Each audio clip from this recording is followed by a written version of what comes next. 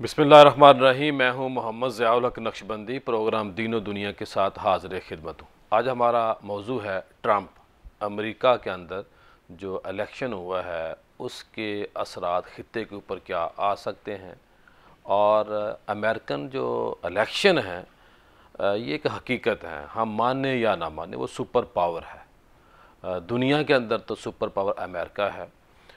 कभी मुसलमान होते थे, अल्लाह करे माजी में जिस तरह थे मुस्तकबिल में भी ऐसा हो जाए, लेकिन आज हमने बात करनी है कि ट्रंप का जो कामयाब होना है इसकी वजूहात क्या बनी, उसकी कैंपेन कैसे थी।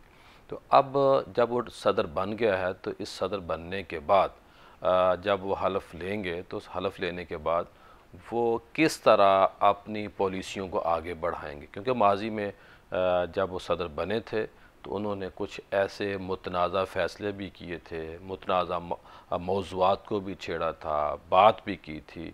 और मेरा ख़्याल है जो ट्रंप हैं वो बात खुल के करते हैं। जो उनका माफ़ी ज़मीर है उस पे वो झिझक का शिकार नहीं होते। तो आज जो मौजू है इसलिए हमने चुना है कि पाकिस्तान इस्लामी जमहूरिया है, लेकिन हमारी बहुत सारी चीज़ें अमेरिका से जुड़ी हुई हैं। कोई तस्लीम करता है, कोई नहीं करता। अमेरिका एक हकीकत है इस दुनिया के अंदर। तो आज जिस तरह मौजू बहुत ही अहम है, उसी तरह हमने अपने जो मेहमान हैं उनको भी मदऊ किया है। आज हमारी बड़ी खुशबख्ती है कि पाकिस्तानी सहाफ़त का एक बहुत बड़ा नाम, बल्कि अगर टॉप 10 तो नहीं, टॉप 5 का भी ज़िक्र करें तो उसमें सर का नाम आता है। मेरी मुराद सजाद मीर साहब हैं। आप इनको सुनते भी रहते हैं, पढ़ते भी रहते हैं। सर आपकी आमद का बहुत शुक्रिया। इनके साथ मौजूद हैं रूबी इमरान साहिबा।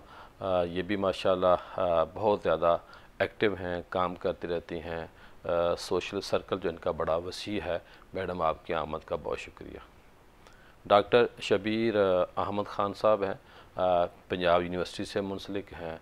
बहुत सारे अच्छे काम हैं इनके, और जो इनका लिखने का अंदाज़ है वो मुझे बड़ा अच्छा लगता है। कॉलम बड़े वसी मुतालिया के बाद लिखते हैं। गुफ्तगू इनकी सुनने का मौका मिलता है हमें CNA अजलास के अंदर। डॉक्टर साहब आपकी आमद का बहुत शुक्रिया। इस्लामाबाद स्टूडियो में मौजूद हैं नाइला चौहान साहिबा। आप सफ़ीर रही हैं तेहरान के अंदर, UNO के अंदर और दीगर ममालिक के अंदर, मुख्तलिफ़ इदारों के अंदर उन्होंने काम किया है। नाइला साहब आपकी आमद का बहुत शुक्रिया। सजाद मीर साहब, गुफ्तगू का आगाज़ मैं आपसे करूँगा। ये जो ट्रंप है, इलेक्शन हो चुका है। पहले तो अगर मैं आपसे पूछूं कि ये इलेक्शन में इसकी कामयाबी कैसे मुमकिन हुई, और एक जमात जो हमारी है वो खुश है, एक सुनने में आया है कहा जाता है कि वो परेशान है। तो आप ट्रंप की कामयाबी को कैसे देखते हैं? बुनियादी तौर पे मैं बात पाकिस्तान से मुसलमानों के हवाले से, जो हमारा प्रोग्राम भी है कि जो अमेरिका के अंदर मुसलमान हैं उन्होंने इसको कामयाब कराने में क्या रोल प्ले किया, या अब जो इस्लामी ममालिक हैं उस हवाले से ट्रंप क्या फ़ैसले करेगा, और आगे से माज़ल्ला सुम्मा माज़ल्ला मुज़ामत तो हमारे इस्लामी ममालिक के अंदर है कुछ नहीं, जो चीज़ें हैं अब तो ओपन हैं। क्या फरमाएंगे सर आप? सर ये बात आप हम पाकिस्तानियों से पाकिस्तान में पूछने की बजाय हम पाकिस्तानियों से अमेरिका से में पूछें। बड़ी वाज़े तकसीम नज़र आई इस बार डेमोक्रेट और रिपब्लिकन में, पाकिस्तानियों में। पहले पाकिस्तानी आमतौर पर डेमोक्रेट्स के साथ हुआ करते थे कि इस बार रिपब्लिकन के साथ भी साथ से थे, और वो बहुत उम्दगी के साथ ट्रंप का दफा करते दिखाई दिए। बड़े दलाइल देते थे और बड़े खूबसूरती के साथ बयान करते थे कि किस तरह उसको कोई कसूर नहीं है। ये तो खैर इलेक्शनरिंग है, इस पर कैंपेन में की जाते हैं। मुसलमानों ने इस बार खासी हद तक ट्रंप को वोट दिया है जी। पता नहीं इसलिए कि कमीला जो है वो इंडियन है, या देखिए ना, हम तो ये समझते हैं कि ट्रंप की जीत जो है ये वाइट सुप्रेमेसी का एक मज़र है। सही। और काफ़ी देर से चल रहा था। पहला ऐलान जो उसने बड़ी बड़ी धूमधाम से किया है वो ये कहा है कि सरहदें बंद करना। तो एक तरफ वो कहता है कि जितनी लोगों को फ़ौज भी इस्तेमाल करनी पड़ी तो मैं लोगों को मुल्क से बाहर जो है ना, यानी कि वो धकेलने की बात करते हैं। साहब उसने कहा जो गैर कानूनी तौर पे आते हैं, वो गैर कानूनी तौर पर आते हैं। गैर कानूनी तौर पर अगर जब जिक्र आता है तो बहुत कम आपको उसमें वाइट लोग नजर आएंगे। सही, वो मैक्सिकन का जिक्र करते हैं ज़्यादा, और जहाँ हमारे कोई जिसे हम सब कॉन्टिनेंट के लोग कहते हैं इनका जिक्र तो कम होता है। ज़्यादा बड़ी दीवार खड़ी कर दी थी। सही, दुनिया में ह्यूमन राइट्स का नाम लेने वाले और पता नहीं क्या क्या कहने वाले, उन्होंने अपने मुल्क और दूसरे मुल्क के दरमियान बाकायदा दीवार खड़ी कर दी और डिफेंस बजट इस्तेमाल किया कि वो लोग मुल्क में दाखिल ना हो। अभी वो वही चाहते हैं। तो ये सारी बातें उनके नाम पे थी। अब वो जिन लोगों की अपॉइंटमेंट कर रहे हैं, अभी मैंने पूरा तजिया किया नहीं है, अलग अलग उनका जिक्र आ रहा है कि फलां क्या था, फलां क्या था, फलां ने क्या किया, फलां ने क्या किया जी। उससे आप अंदाज़ा लगा सकते हैं कि वो जो टीम इकट्ठी कर रही है वो टीम एज ए होल क्या चीज़ डिलीवर करेगी और किस तरफ लेके जाएगी। ये टेन्योर उसके लिए लास्ट टेन्योर भी है। सही, अब उसने दोबारा इलेक्शन तो लड़ना नहीं है, दूसरी बार तो हो गया है, और मेरे ख्याल में जो कुछ उसने करना होगा वो कर लेगा, कर गुजरेगा। पहली टेन्योर में तो दूसरे टेन्योर के लालच में एस्टेब्लिशमेंट ने खासा कंट्रोल भी किया था और कंट्रोल करते भी रहे थे, और इस 4 साल के जो इक़्तिदार से बाहर रहे इस फेज़ में उन पर मुकदमे भी खासे बने हैं, लेकिन उसके बावजूद भी टेन्योर सब कुछ फलांगते हुए जो है ना इक़्तिदार के हवानों में आ गए हैं। सही, अब वो देखिए ना, अमेरिका नाम है जमहूरियत का, अमेरिका नाम है ह्यूमन राइट्स का, कैसे तलाश करेंगे ह्यूमन राइट्स वहाँ से? कैसे डेमोक्रेसी तलाश करेंगे जब वाइट हाउस की लोग चढ़ते हुए जा रहे हैं और ये बयान आ रहा है कि हम खाली नहीं करेंगे? तो उसकी एक खास बैकग्राउंड तो है ट्रंप की जी। लेकिन ये बात भी तो है कि ट्रंप एक बड़ा वोकल आदमी है, खुलकर बात करता है, बोलता है, खोल के बोलता है, डट कर बात करता है। और कमेला को देखते ही हमें पता नहीं इंडिया याद आ जाता है या क्या होता है, हमारा बाइस है या क्या है, क्या कह सकते हैं। रूबी इमरान साहबा क्या फरमाएंगी ट्रंप की कामयाबी के पाकिस्तान के ऊपर जो असरात आ सकते हैं? आपका तो नाम भी रूबी इमरान साहब है और आपके सामने हालात है, नाम भी आपने साथ लगाया हुआ इमरान। अब आप ये कहना चाह रहे हैं नाम के असरात है, लेकिन मैंने कहना नहीं है ये। देखिए इस वक्त सबसे पहली बात है कि पूरी दुनिया जो है ना वो कह लें कि पावर इक्वेशन की चेंज जा रही है। चाहे हम लोग बरतानिया को देख लें, श्रीलंका देख लें, बांग्लादेश देख लें, तो ट्रंप का आना ये इस बात की कह लें कि इसकी निशानदेही है कि डेमोक्रेसी जो है ना अब लोग थक चुके हैं, वो हुक्मरानों की मान के अब थक चुके हैं। सही। तो जो ये एक रियलिटी है कि ये ट्रंप का आना, और आप ये देखिए कि एक दफ़ा ये बड़ी एक बात है कि जैसे आवाम ने वो जैसे हार गिर दोबारा से फिर आवाम और बड़ी उनको जिस तरह से उसको सपोर्ट करके लेके आई है, ये बहुत बड़ी बात है। तो इसका मतलब है कि ये जो गवर्नमेंट कह लें या पूरी दुनिया जो है ना इस वक्त आवाम ये चाह रही है कि ये पॉलिसीज़ अब चेंज हो। सही। और ये उनका आना उनकी ये प्रेजेंट करके आए ना आवाम को, तो ये जिस तरह से उनकी पॉलिसी है कि या जो भी कि, और ट्रंप का वही वाली बात जिस तरह भी सर ने कही कि ट्रंप के बारे में कि उसे जो बात, उसका विजन बड़ा क्लियर होता है, उसने जिस तरह से जो बात करनी है वो बात करके वो क्लियरली बात करता है, वो सही हो या ना हो वो क्या बात कर देता है। और देखिए उसका आप देखिए सोशल मीडिया पे कोई चीज़ कुछ भी ऐसा होता है सबसे पहले उस बंदे का फौरन रिएक्शन आता है, तो ये लोगों के लिए एक बड़ा एक पॉजिटिवली है। अब लेट्स सी, अल्लाह करे कि वो आने वाले वक्तों में कि अपनी पॉलिसीज़ पे और जिस तरह वो चेंज कर रहे हैं और अपनी एक टीम को लेके इतनी वो उसमें आ रहे हैं, तो लग रहा है कि ये जो है बड़ा एक अच्छा चेंज आएगा इंशाल्लाह। जी डॉक्टर साहब, आप तो सारा साल अमेरिका में रहे हैं, जो अमेरिकन पॉलिसी साज इदारे हैं क्या उनको चलाने में कामयाब हो सकते हैं और इंडिपेंडेंट भी हैं, वो बात भी करेंगे, क्या फरमाएंगे आप? देखें, अमेरिकी सदर जब वाइट हाउस में बैठता है तो उसके 2 रोल हैं मेजर। एक डोमेस्टिक है कि अपने मुल्क के बारे में जो मामलात हैं वो किस तरह से चलाने हैं। एक तो वो टेबल है जिस पे उसने बैठना होता है, और उस टेबल पे भी कभी वो सामने अपने बिठाता है अपने मुखालफिन को, जैसे अब डेमोक्रेट्स हैं होंगे, और दूसरी टेबल पे वो अपनी पार्टी के लोगों को बिठाता है। अमेरिका में चूँकि डिवाइडेड गवर्नमेंट का तस्वुर है, और ये खैर इस दफ़ा इनको ये सहूलत है कि उनकी अक्सियत सेनेट में भी हो गई है और हाउस में भी उनकी अक्सियत हो गई है, लेकिन सेनेट में पास करने के लिए किसी कानून को सादा अक्सियत नहीं चाहिए होती, बल्कि 60 सेनेटर चाहिए होते हैं। तो ज़ाहिर है फिर अमरीकी सदर को डील करनी पड़ती है अपनी दूसरी मुखालिफ जमात के साथ, फिर कहीं जाके उसका जो डोमेस्टिक एजेंडा है वो कहीं पूरा होने का इम्कान होता है, इसलिए कि वो अपने अख्तियारात तकरीबन तमाम अख्तियारात वो शेयर करता है दीगर इदारों से, जैसे कांग्रेस है और बाकी इदारे हैं उनसे।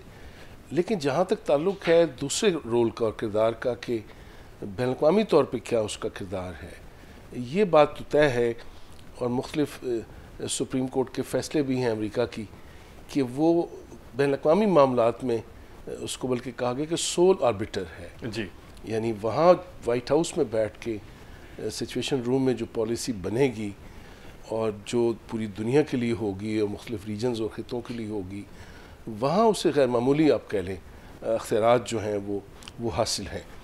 अब देखना ये है कि ट्रम्प चूँकि जैसे अभी बात हो रही थी कि एक गैर रवायती सियासतदान है, वो ज़ाहिर माजी में तो एक टीवी शो किया करते थे अप्रेंटिस के नाम से, जहाँ से उनको मकबूलियत मिली और ज़ाहिर वो बड़े कामयाब बिजनेसमैन भी हैं। उनकी अभी देख लें जो पहली काबीना थी, जब वो पहली बार आए थे तो आलमोस्ट सारे ही लोग बिलियनर थे जी। और अब आपने देखा कि इलॉन मस्क जैसा जो कि ख़ुद इतना अमीर तरीन आदमी है वो उसको सपोर्ट कर रहा था, और बाकी जो उसने अपनी अनाउंस की है कैबिनेट, ये सारे वो लोग हैं जिनको आप मुतदिल नहीं कह सकते, यानी वो लोग जो इत्तेदाल पसंद हों। हर जिस भी आप बात करेंगे तो वो आपको दिखाई देगा कि वो अपने ख़यालात के हवाले से वो कहीं अपनी राय दरमियान में नहीं रखता। मार्को रूबियो जैसे उन्होंने कहा है कि वो सेक्रेटरी ऑफ स्टेट होंगे, उनके ख़यालात से हम वाकिफ़ हैं। इस तरह उनके जो वज़ीर दिफा हैं और इंटेलिजेंस की जो उन्होंने बनाए हैं अपने लोग और बाकी, तो लगता ये है कि ट्रम्प की जो पॉलिसी है वो जैसे बॉब वुडवर्ड एक बहुत बड़े जर्नलिस्ट हैं और सहाफ़ी हैं और उन्होंने मुतअद्दिद किताबें लिखी हैं ख़ास तौर पे प्रेसिडेंसी पे जी।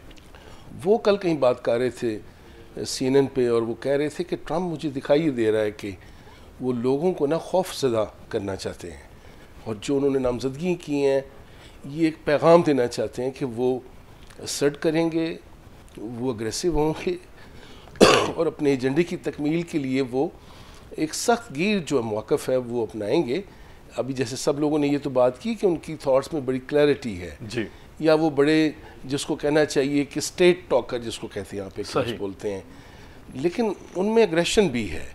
वो बज़ाहिर तो ये लग रहा है जैसे वो जंग की बात नहीं करते या वो ये कहते हैं कि वो जंगों को ख़त्म करेंगे। ये भी तो हो सकता है ना वो बोलते ज़्यादा हैं और काम कम करते हैं। नाइला चौहान साहब क्या फरमाएंगी, ट्रम्प की जो कामयाबी है, इस कामयाबी का पाकिस्तान को कितना फ़ायदा हो सकता है? और आप तेहरान में भी रह चुकी हैं, तो तेहरान इसराइल फ़लस्तीन ये जुड़े हुए मौजू हैं और ईरान का जो बॉर्डर है हमारे साथ भी है। कैसे देखती हैं जब ट्रम्प इक़्तिदार में आएगा और 5 साल उसने रहना है, क्या फरमाएंगे आप? ट्रम्प साहब का आना जो है वो बेसिकली डेमोक्रेट्स का फेलियर है। बाइडन साहब की हुकूमत में जिस तरह गज़ा में जुल्म व सितम हुआ, जो जेनोसाइड हुआ, उसकी वजह से बहुत से मुसलमानों ने ट्रम्प साहब के लिए वोट किया, अरब मुसलमानों ने, पाकिस्तानी मुसलमानों ने। तो वो एक उम्मीद थी कि ये जब आ रहे हैं तो ये मिडिल ईस्ट में और इन सारी जगहों में जो जंग बंदी कराएंगे, अमन का पैगाम लाएंगे, शायद बेहतरी होगी। लेकिन जो इन्होंने अपनी कैबिनेट सिलेक्ट करनी शुरू की है, तो कहा था कि मैं सफ़े हासी से मिटा दूंगा फ़लस्तीन को, वो तो उसने कहा था। लेकिन उसके बाद जब उसने इमाम बिलाल से जो मिशिगन में मुलाकात की थी, तो इमाम बिलाल ने उन्हें पूरा एक एजेंडा दिया था कि अगर ट्रम्प जो है वो मुसलमानों के साथ ये 4 पॉइंट्स जो है वो ऑनर करेंगे तो हम आपके लिए वोट करेंगे। तो उसने एश्योर किया था कि मैं करूंगा, सही, फ़लस्तीन में मैं लाऊंगा। पर अब जब वो आए हैं तो वो लेबनान में पीस की बात कर रहे हैं, पैलेस्टाइन में नहीं कर रहे। और जो वो टीम लाए हैं, जैसा मार्को रूबियो हैं और वॉल्ट्स हैं और ये बाकी जो लोग हैं, ये सारे हॉक्स हैं। सही। जो वो कहते हैं वो स्टेट टॉकर तो लगते हैं, लेकिन उनके अमल और उनके अल्फाज में हमेशा एक फासला रहता है। ये देखने वाली बात है कि इस दफ़ा वो फासला कम होगा कि ज़्यादा होगा। पाकिस्तान के साथ कैसे देखती हैं आप, मुस्तकबिल में कैसे ताल्लुकात होंगे अमेरिका के?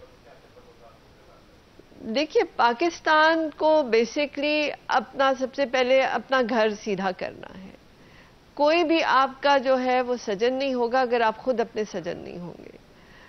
एक दफा आपके अंदर इकोनॉमिक स्टेबिलिटी, पॉलिटिकल स्टेबिलिटी आए तो फिर आप किसी और के ऊपर गिला कर सकते हैं।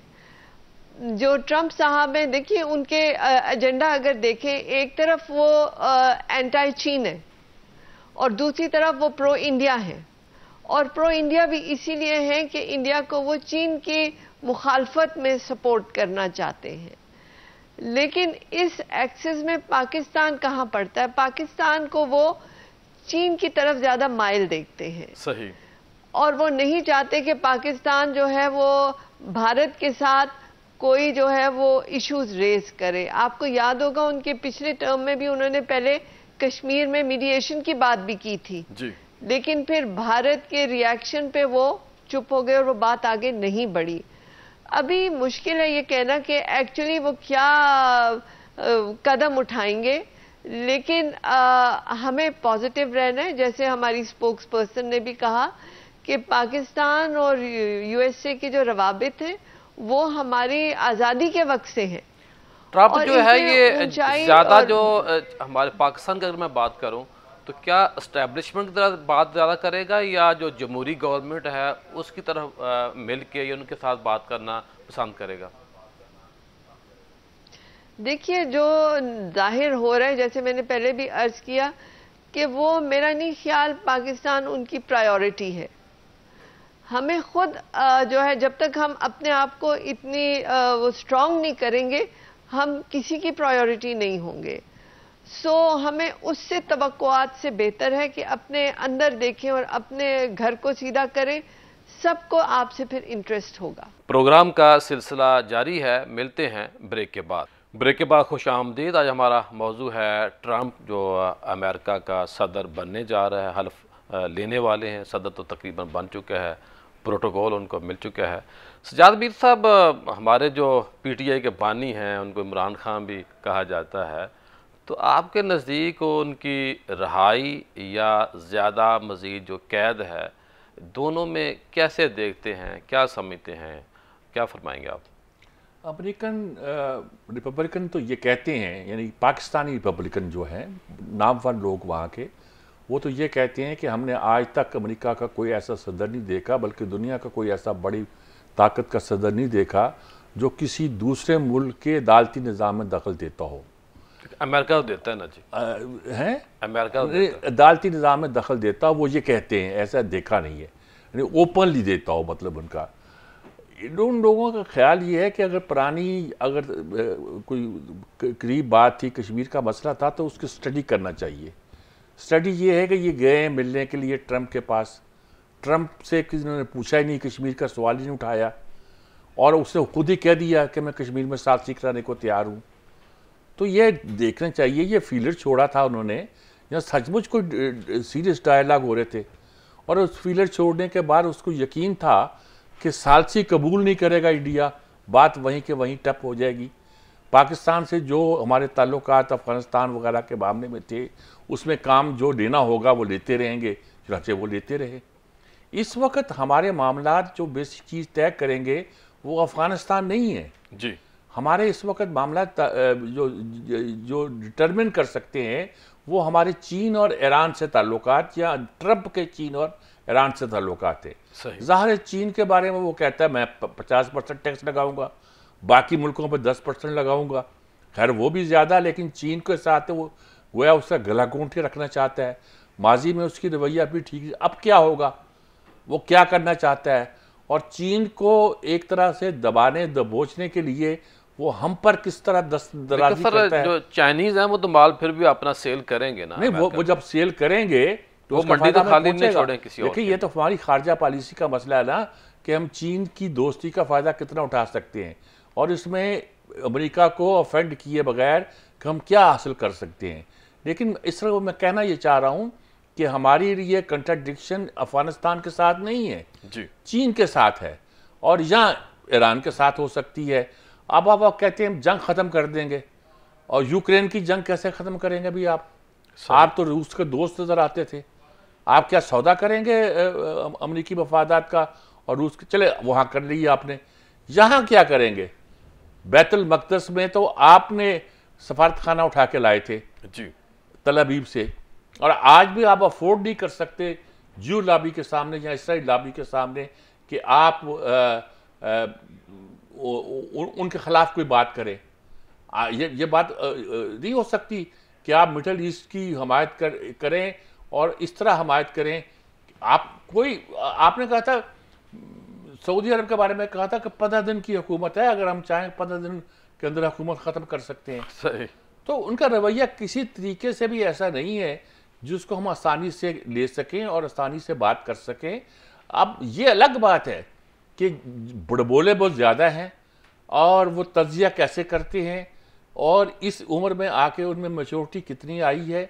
और मुझे तो कभी कभी शक पड़ता है इस वक्त जो आए हैं तो वो एस्टेब्लिशमेंट से लड़के नहीं आए हैं जी, बल्कि एस्टेब्लिशमेंट से एक तरह की अपनी एस्टेब्लिशमेंट से देखो अपनी एस्टेब्लिशमेंट तंग करेगा बहुत, एक तरह की अंडरस्टैंडिंग के साथ आए हैं। ठीक है सर, मैं कह रहा हूँ कि वो तंग बहुत करेगा अपनी एस्टेब्लिशमेंट को तंग करेगा।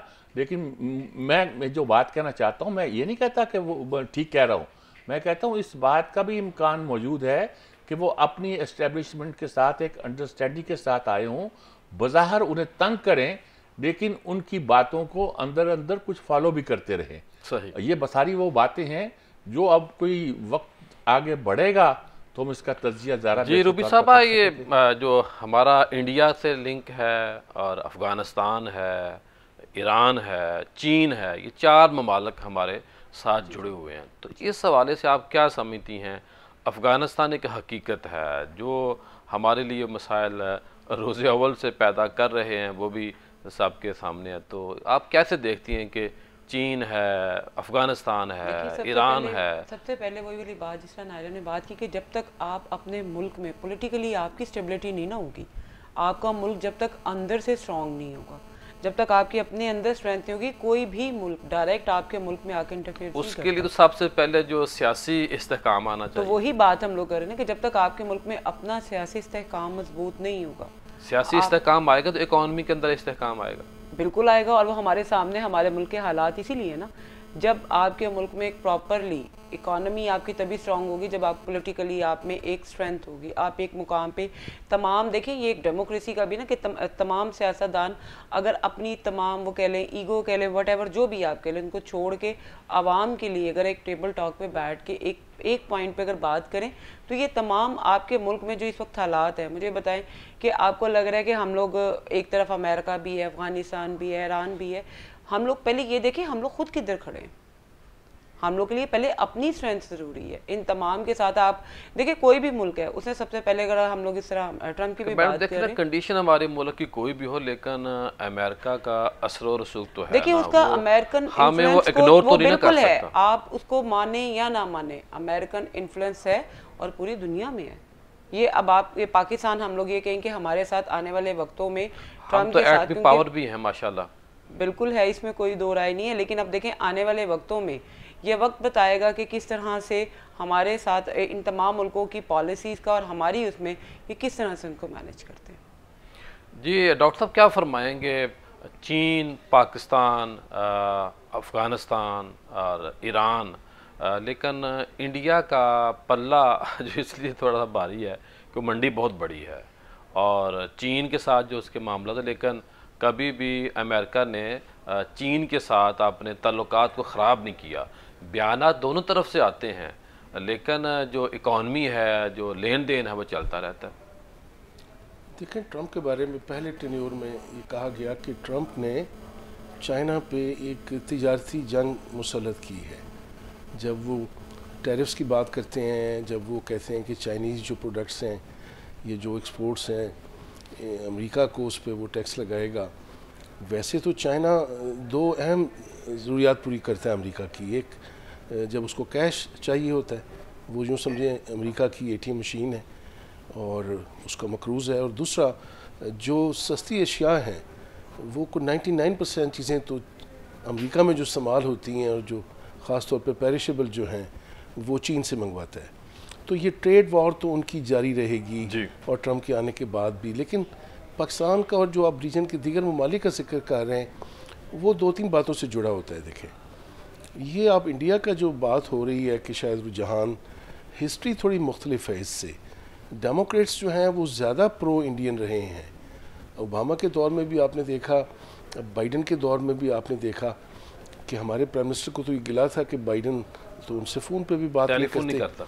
तो मुझे लगता है कि ये जो तारीख़ है ना, ये फिर दोहराएगी अपने आप को। डेमोक्रेट्स की निस्बत रिपब्लिकन्स जो हैं वो पाकिस्तान के हवाले से ज़्यादा आप कह लें कि बेनिफिशियल रहे हैं। और अब चूँकि अफ़गान वॉर जो है जिस अंदाज से ख़त्म हुई, ट्रंप उस पर भी खुश नहीं है। उन्होंने ज़ाहिर उस पर भी कहा है कि वो इन्वेस्टिगेशंस करेंगे और वो पहलू तो चले इस तरह चला गया। लेकिन अब जो मिडल ईस्ट में एक नई जंग आप कह लें कि जो शायद ईरान तक आ सकती है, अब अमेरिका के ज़हन में ये होगा कि ये भी एक्सपेंड ना करे। और पाकिस्तान की ज़रूरत जो है अमेरिका को उस वक्त होती है जब ख़िते में कोई कॉन्फ्लिक्ट कह लें या क्राइसिस हो।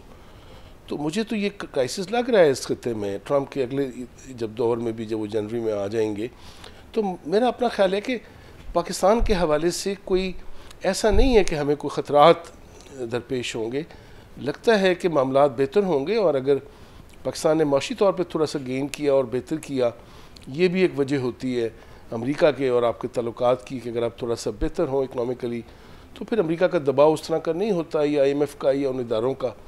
तो लगता है कि बेहतर मुस्तकबिल है अमेरिका और पाकिस्तान ताल्लुकात का इस रीजन में ट्रंप के आने के बाद। जी डॉक्टर साहबा, जी नाइला चौहान साहबा, आप क्या देखती हैं कि इस वक्त जो तेहरान है वो क्या सोच रहा होगा, वहाँ क्या फाइलें बन रही होंगी, अमेरिकन क्या सोच रही होंगी? कोई रिपोर्ट तो दी जानी है ना, ट्रंप ने वजाहत मांगनी है अपने दफ्तर वालों से, और तेहरान जो है वो भी खामोश नहीं बैठ सकता। वहाँ क्या फाइल सिस्टम क्या बन रहा हो इस वक्त? जो थिंक टैंक हैं, जो पॉलिसी साज इदारे हैं, वो क्या आपके ख्याल में पॉलिसी बना रहे हैं? जब ईरानी सदर UNGA में गए तो उन्होंने अपनी स्पीच में भी कहा कि वो मगरिब के साथ ताल्लुकात बेहतर करना चाहते हैं।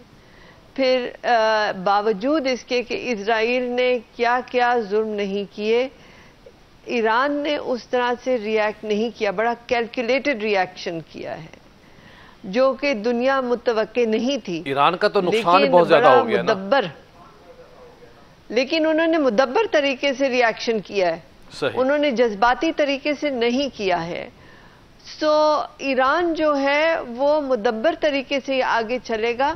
मेरा नहीं ख्याल वो इस तरह जज्बाती रिएक्शन करेगा। ऑल्दो इजराइल की पूरी कोशिश है कि ईरान को इतना प्रोवोक करे कि वो इन्वॉल्व हो, लेकिन ईरान जो है वो कैलकुलेटेड रिएक्शन कर रहा है।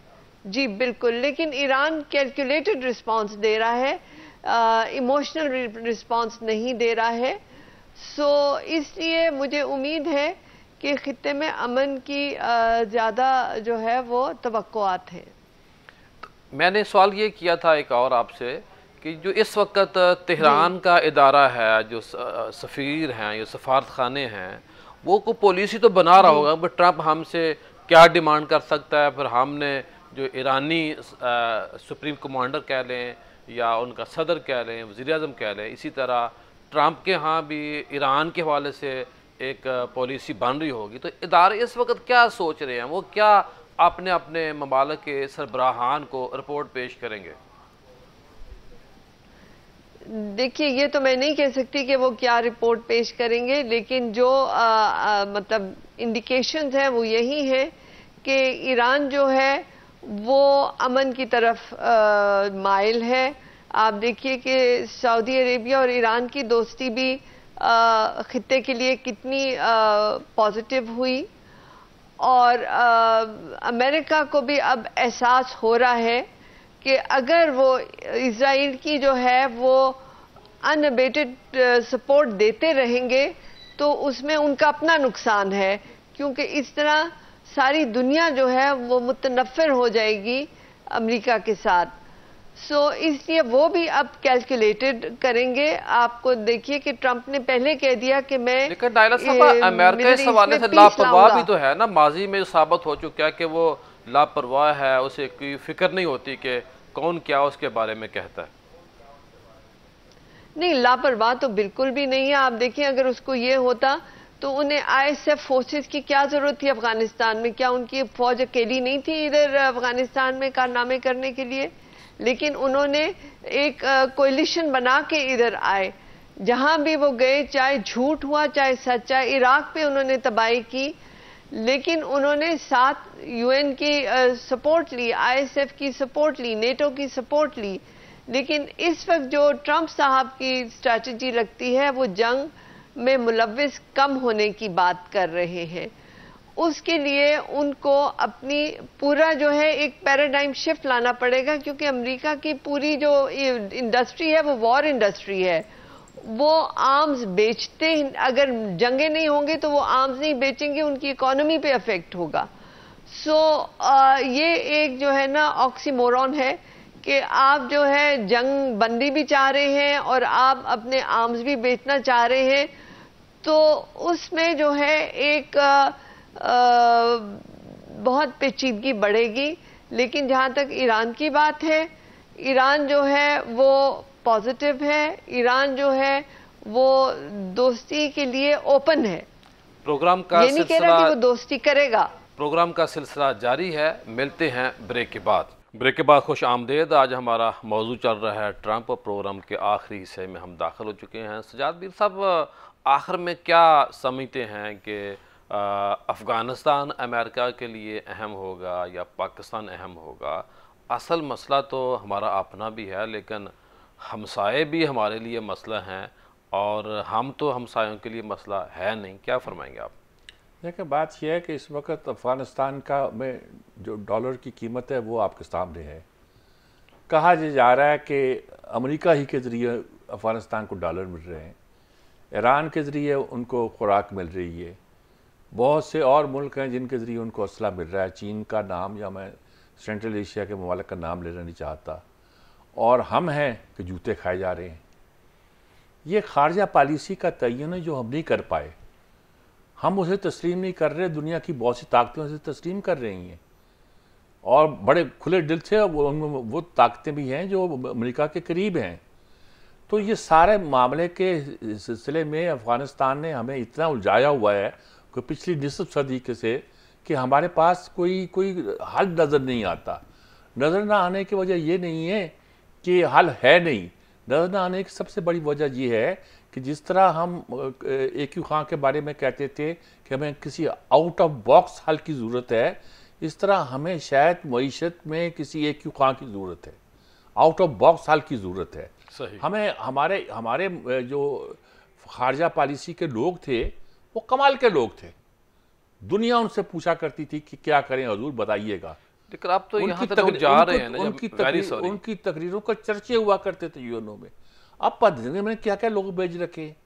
रोज़ हम कहते हैं कि जी हमें अपना हाउस इन ऑर्डर करना पड़ेगा, रोज़ हम कहते हैं कि हमसे गलतियाँ हुई हैं, रोज़ हम कहते हैं हमने खराबियाँ की हैं। तो ऐसी सूरत में जब अपने मुल्क की मुफाद को आप सही तौर पर तयन नहीं कर सके और उनको ये नहीं तय कर सके कि आपने किस तरफ चलना है और कैसे चलना है। इकरार तो करते, सजा किसी को नहीं देते। क्या नहीं कर सकते? ना सजा देते हैं ना लेने के लिए तैयार है। सजा नहीं देने के लिए तैयार हैं। कभी कभी हम कहते हैं दोस्ती करते हैं, आ जाओ, वो हथियार लेके आते हैं, कहते हैं ठहर जाओ जहाँ रहो। अगले दिन वो हमारे खिलाफ हंगामा शुरू करते हैं, तब कहते हैं हाउस इन ऑर्डर करना पड़ेगा। पहले उन्हें लेकर आते हैं तब भी अब यही कहते हैं हाउस इन ऑर्डर कर रहे हैं। अबे क्या हाउस इन ऑर्डर किस तरह करेंगे? कभी उनको लाना हाउस इन ऑर्डर है, कभी उनको निकालना हाउस इन ऑर्डर है। अबे कुछ तो तय करो यार। और अगर आपने अफगानों का साथ दिया था, मुझे याद है कि मैं उस ज़माने में अफगानिस्तान में गया था और सीने पे हाथ रख के कहते थे पाकिस्तान तो हमारी जान है, वो ज़माना था।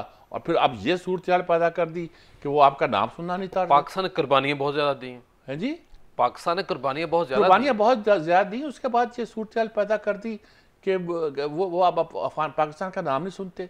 वो समझते हैं कि उन पर जितने हमले हुए, उन पर जो कुछ भी हुआ, अब उसको इल्ज़ाम मुशर्रफ पर डालें या किसी पर डालें, उसकी जिम्मेदारी पाकिस्तान पर है।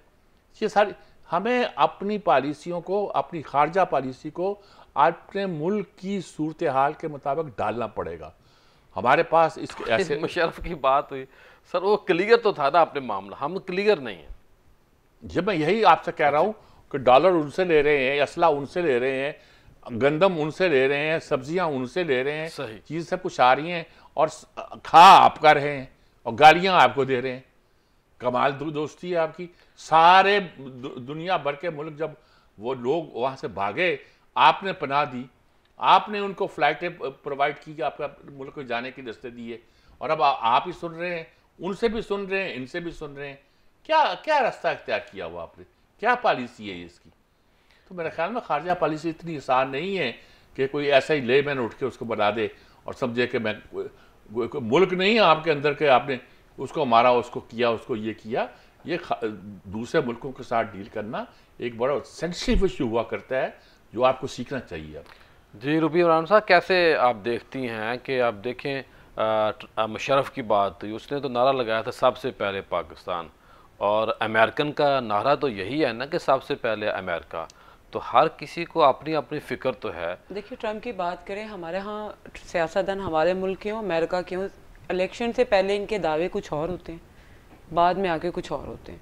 ट्रम्प की भी हम अगर बात करें, जिस तरह उसने कहा कि मैं जंग बंदी करवाऊंगा, उसने ये नहीं कहा, उसने जाहिर सी बात है, देखिए 170 से 200 बिलियन तक उनके जो हैं डॉलर्स, उनकी आवाम भी इस बात पे, उन लोगों ने भी तो शोर मचाया है ना कि वो जो इन पे इन्वेस्ट कर रहे हैं वो अपने मुल्क में। आपके समझते क्या वहाँ पे बेरोज़गारी नहीं है, क्या वहाँ पे गुर्बत नहीं है?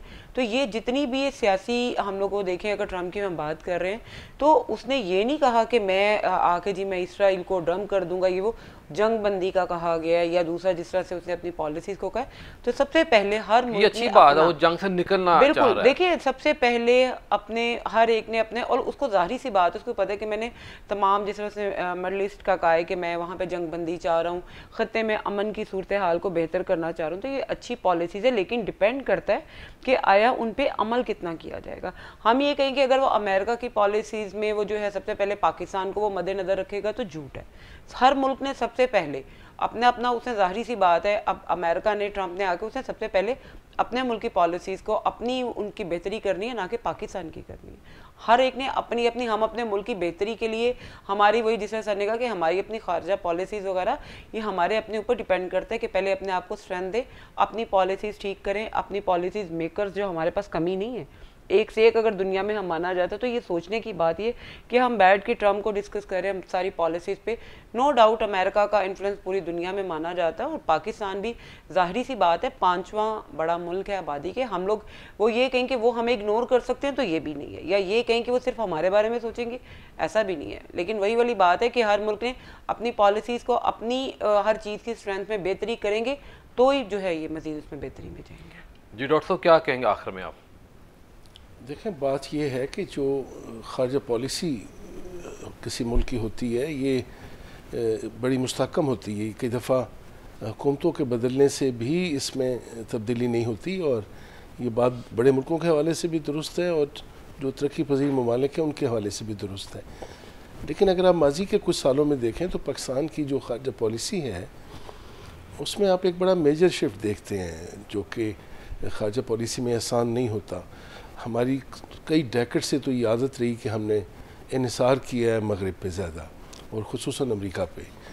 फिर हमने ये सोचना शुरू किया कोई एक डेकेड्स पहले कि हमें अब और एवेन्यूज़ भी देखने चाहिए। तो फिर आपने देखा कि उसमें डेवलपमेंट्स भी हुई। हमारे प्राइम मिनिस्टर रशिया भी गए और हमने मामला अब रशिया के साथ भी, और अभी हमारी शंघाई कॉन्फ्रेंस हुई है इस्लामाबाद में, उसके भी हम मेंबर बने और हमने मेज़बानी की है। अच्छा, ये शिफ्ट मुश्किल है थोड़ा, हम इसके आदी भी नहीं हैं। कई दफ़ा ये दिखाई देता है कि शायद हम मगरिब को जिताना चाह रहे हैं कि हमारे पास और एवेन्यूज़ भी हैं, लेकिन पाकिस्तान की जो जोग्राफ़ी आप कह लें, जो हैसियत है, और जैसे अभी बात हुई कि पाकिस्तान एक न्यूक्लियर मुल्क भी है, और पाकिस्तान जैसे मैं कहा करता हूँ कि गेटवे है कि पूरी दुनिया में आप यहाँ से आप सेंट्रल एशिया की तरफ भी जा सकते हैं, आप यहाँ से जो मिडल ईस्ट है उधर भी जा सकते हैं। तो बड़ा अहम हमारा यूरोप के लिए भी आप गेटवे हैं, और ये जो आपका ईस्ट एशिया है इसके जो ममालिक हैं इस तरफ भी। ये अलग बात है कि हमें अपने नेबर्स के साथ मामलात जो हैं वो थोड़े और बेहतर करने हैं, खुसूसन हिंदुस्तान के साथ और अफ़गानिस्तान के साथ भी कह लें। और आपने ईरान की बात की, मैं थोड़ा सा ये कहूँ कि ईरान को ज़ाहिर ख़ित्ते में उसकी हैसियत भी बड़ी अहम है। अमेरिका हरगिज़ नहीं चाहेगा कि ईरान इतना कमज़ोर हो जाए या ईरान को इतना कि फिर वो जो मिडल ईस्ट में उसके पास एक जो बार्गेनिंग चिप है कि वो ईरान की वजह से अरबों के साथ जो मामला करता है या जो उसकी फॉरेन पॉलिसी है उसमें कोई कमी वाक़या हो, तो मुझे लग ये रहा है कि ये पाकिस्तान एक सही ट्रैक पे है। ज़ाहिर अभी शुरुआत है, अब हम दोनों तरफ यानी एक जिसको बैलेंस्ड आप कह लें खारजा पॉलिसी, जो कभी आप इंडिया के बारे में कहा करते थे कि वो सोवियत यूनियन के ब्लॉक में भी रहा लेकिन मगरिब से भी फ़ायदे उठाता रहा है, तो पाकिस्तान भी तो गुड न्यूज़ दे रहे हैं आपका कि हमारी खारजा पॉलिसी की सिमत मैं तो पुरुम्मीद हूँ आइंदा भी कि पाकिस्तान के खारजा मामला भी बेहतर होंगे और हमारे माशी हालात भी बेहतरी की तरफ जाएंगे, और इससे जैसे आपने कहा कि सियासी इस्तेहकाम भी जुड़ा हुआ है, तो मुझे तो पाकिस्तान के मुस्तकबिल से एक रोशनी, एक बेहतर उम्मीद दिखाई दे रही है। जी नायला साहब क्या फरमाएंगे आप आखिर में? मैं यही अर्ज़ करूंगी जी कि बिल्कुल मैं मुत्तफिक हूँ कि पाकिस्तान का इंशाल्लाह रोशन मुस्तकबिल है, और हम जो अपनी पॉलिसीज़, अब foreign policy in particular, Pakistan का नेशनल इंटरेस्ट जो है वो सबसे अहम है, और उसमें अमेरिका के साथ भी रवाबित पॉजिटिवली आप देखिए कि जब से ट्रंप साहब आए आपके सारे लीडरान ने उनको मुबारकबाद दी, तो एक पॉजिटिव वो है। और चीन के साथ भी हमारा पॉजिटिव है, और रशिया के साथ भी। तो ये पहली दफ़ा है कि आपके इन सारी बिग पावर्स के साथ एक मुस्बत जो है ना वो डायरेक्शन चल रही है। सो इंशाल्लाह बेहतरी की उम्मीद रखनी है। रूस को आप कैसे देखती हैं? पाकिस्तान, रूस और अमेरिका तीनों का आप मुआवजा करें तो? देखिए रूस के साथ आपके रवाबित निस्बतन नए हैं, यूएसए के साथ आपकी आज़ादी के वक्त से हैं, सो मतलब कंपैरिजन आप नहीं कर सकते। पुराना दोस्त जो हमारा है वो अमेरिका है। आपके मैं पुराने नए की बात नहीं करूंगी, मैं एक हिस्ट्री ऑफ रिलेशनशिप की बात करूंगी, और उसमें रूस के साथ भी आपके पॉजिटिव रिलेशनशिप्स हैं जो पहले कभी नहीं थे, अब हैं, और यूएसए के साथ भी आपके पॉजिटिव रिलेशनशिप हैं, और चीन के साथ भी। और जैसे पहले भी हमारी हुकूमत कहती रही कि हम ब्लॉक पॉलिटिक्स में नहीं जाना चाहते, हम सब के साथ दोस्ती रखना चाहते हैं, पाकिस्तान के मुफाद को मद्देनजर रखते हुए। पाकिस्तान के अंदर जो मुख्तलिफ प्रोजेक्ट हैं अमेरिकन फंड से चल रहे हैं, उनको आप क्या देखते हैं कि वो फंड रोक लिए जाएंगे या जो मज़ीद फंड ज़रूरत है पाकिस्तान को? पाकिस्तान की कुर्बानियाँ बहुत ज़्यादा हैं, और अमेरिका के शौक़ पे, अमेरिका के कहने के ऊपर हमने माजी में बहुत कुछ किया है। वो बात आपकी दुरुस्त है, लेकिन अमेरिका इसको कैसे देखता है वो अलग बात है। जो प्रोजेक्ट्स हैं आपके, जिस तरह आपके डैम्स में हैं, इंफ्रास्ट्रक्चर के प्रोजेक्ट्स हैं, एजुकेशन के अंदर कोऑपरेशन है, फुल ब्राइट स्कॉलरशिप्स हैं, एकेडेमिया के अंदर है, डिफेंस के अंदर है, वो सब अपने तौर पे चल रहे हैं। लेकिन जहां तक असिस्टेंस की बात है, मेरा ख्याल है उसमें ट्रंप साहब इतने इंटरेस्टेड नहीं हैं। सो जैसा क्लाइमेट चेंज पे आप देखिए कि डेमोक्रेट्स के ज़माने में आपका था ग्रीन अम्ब्रेला, जिसमें वो क्लाइमेट चेंज के विक्टिम्स के लिए असिस्टेंस दे रहे थे, वो शायद ट्रंप साहब उस पर इतना जोर ना दें।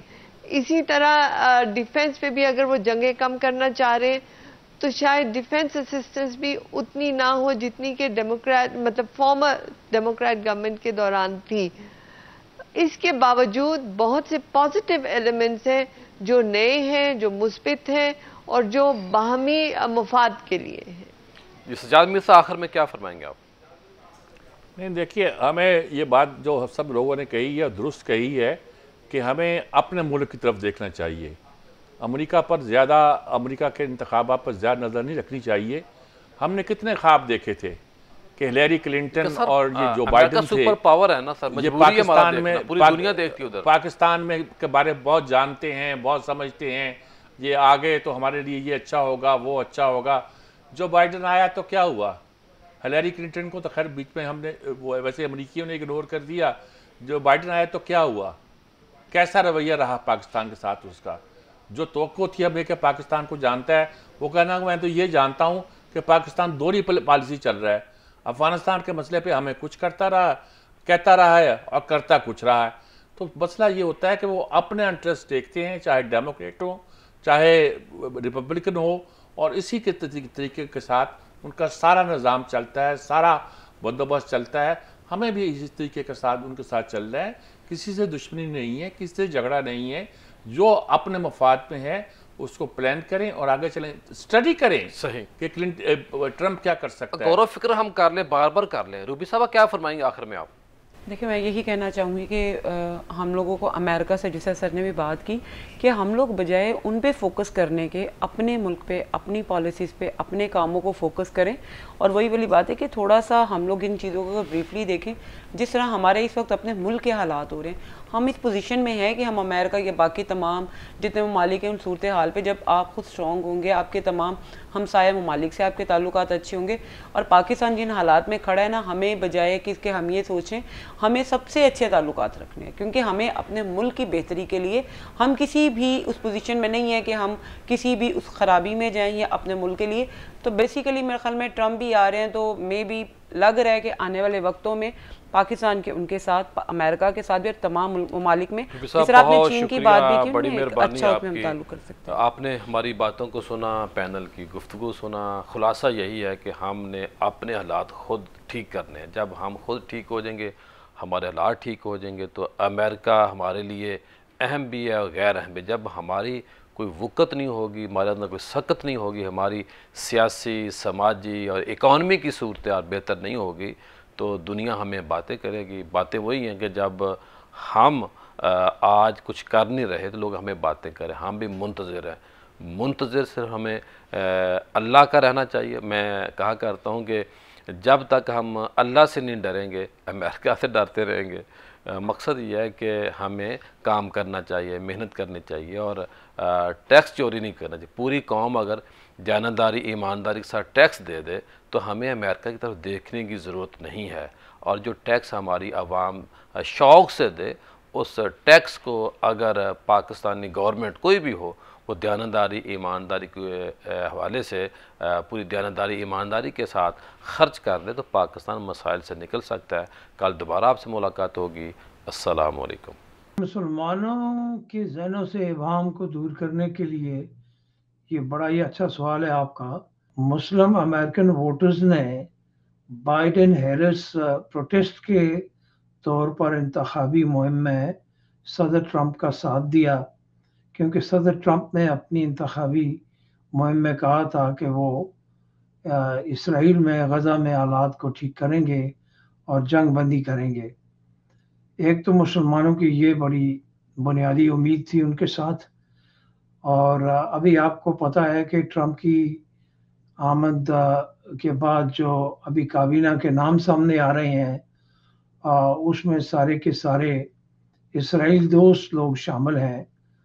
तो इससे साबित ये हुआ कि जो उम्मीद मुसलमानों को लगी थी ट्रंप की इलेक्शन मुहिम की कैंपेन के दौरान कि शायद ये गज़ा में जंग बंदी में बड़ा अहम रोल अदा करेंगे, मगर काबीना के चुनाव से अब ये सूरत हाल तब्दील हो चुकी है। और जैसा कि आप जानते हैं कि अमेरिका के हर इंतखाबी मुहिम के मौका पे ये अक्सर होता है, आपको पता है कि वो बैनुल-अक़वामी आलमी हालात जो हैं उनको वो ज़ेर बहस लाते हैं, और जहां अमेरिका की इन्वॉल्वमेंट होती है वो उसके बारे में भी वोटर्स को बताते हैं कि जी अब हम इसके ऊपर आगे चल के क्या अमल दरामद करेंगे। और जहाँ तक ये कहना कि अमेरिकन मुसलमान वोटर को क्या खुशखबरी मिली, तो उसकी खुशखबरी की कुछ उम्मीद अच्छी नज़र नहीं दिखाई इसलिए नहीं दे रही कि जो काबीना के अरकान का इंतखाब किया जा रहा है वो सारे के सारे इसराइल दोस्त हैं। और फिर ये हकीकत है कि अमेरिका की जो खर्जा पॉलिसी होती है वो असल में वही होती है जो पस पर्दा ज़ेर कार होती है। इंतखाबी मुहिम के दौरान वोटर को अपनी तरफ माइल करने के लिए आपको पता है पूरी दुनिया में एक प्रोपेगेंडा मुहिम चलाई जाती है ताकि वोटर को ज़हनी तौर पे अपनी तरफ माइल किया जा सके, जो कि सदर ट्रंप इस बार मुसलमान वोटर को अपनी तरफ माइल करने में कामयाब हो गए हैं और मुसलमानों ने बिलाशुबा उनका साथ दिया है, मगर इसी उम्मीद पे दिया है कि शायद वो आगे चल के इसराइल के अंदर जो गजा के अंदर मुसलमानों के साथ ज्यादतियाँ हो रही हैं उसके ऊपर शायद ये अमन बरकरार रखने में कोई अपना किरदार अदा करेंगे, मगर बादिया नज़र में ऐसा दिखाई नहीं देता। बाकी अमेरिका में हमेशा चेहरा बदलता है, पॉलिसी नहीं बदला करती।